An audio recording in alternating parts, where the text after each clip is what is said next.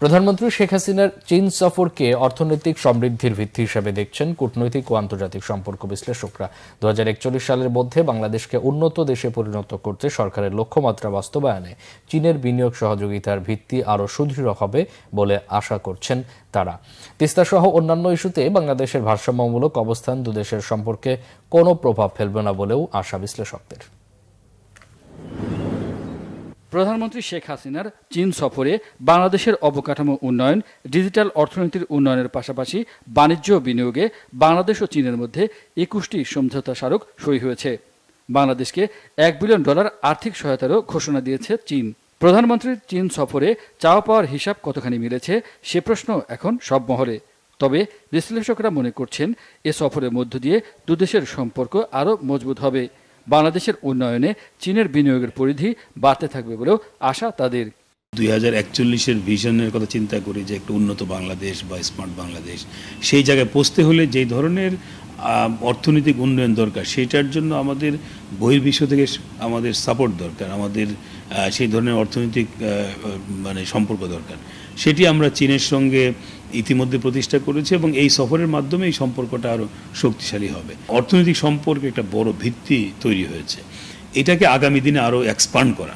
Electric vehicles, তারপরে একটা green zone development, তারপরে হচ্ছে গিয়ে একটা নর্দার্ন ডিস্ট্রিক্টে একটা ট্রান্সফরমেশন বা ইকোনমিক জোনের একটা কনসেপ্ট ফ্লোট করেছে। আবার আরেকটা ভালো দিক হচ্ছে গিয়ে যে এই যে নগদ আর হচ্ছে গিয়ে হুয়াওই সাথে একটা পার্টনারশিপ, ফিনটেকের একটা পার্টনারশিপ কনক্লুড হয়েছে। তো এগুলা হচ্ছে কি অ্যাকচুয়ালি খুবই ফরওয়ার্ড লুকিং বা প্রোগ্রেসিভ। ভূরাজনীতির বাস্তবতায় ভারসাম্যমূলক কূটনীতিতে চীন সহ অন্যান্য দেশকে বাংলাদেশ সহযোগী হিসেবে পাবে বলেও বিশ্লেষকরা আশা করছেন। বাংলাদেশের সঙ্গে যখন চীন সম্পর্ক স্থাপন করেছে বা বিভিন্ন বিষয়ে কথা, তখন কিন্তু চীন বাংলাদেশ সম্পর্কের যে বিষয়গুলো সেগুলো এখানে গুরুত্ব পাবে। বাংলাদেশের সঙ্গে ভারতের সম্পর্ক যখন আমরা দেখি, তখন সেই দুদেশের দ্বিপাক্ষিক যে বিষয়গুলো সেগুলো গুরুত্ব পায়। এটাকে আমরা অনেক সময় হয়তো চাপিয়ে দেওয়ার চেষ্টা করি যে না, চীন ভারত যেহেতু বৈরী, সুতরাং বাংলাদেশ হয়তো বা চাপে আছে বা বাংলাদেশকে হয়তো বা সহায়তা করবে না। বিষয়টা তা না।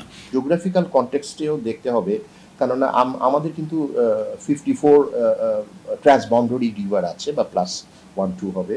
তো এগুলা কিন্তু সবই ওই যে উজান থেকে ভাটিতে আসে। আমাদের প্রাইম মিনিস্টারও বলেছে যে আমরা বেসিন ওয়াইড কোঅপারেশন চাই, ট্রান্সবাউন্ডারি কোঅপারেশন চাই। যদি ট্রান্সবাউন্ডারি কোঅপারেশন হয়, তো বাউন্ডারি বা বেসিন ওয়াইড ম্যানেজমেন্ট করতে হলে যারা বেসিনে আছে তাদের তো আমরা একসাথে হইতেই পারি।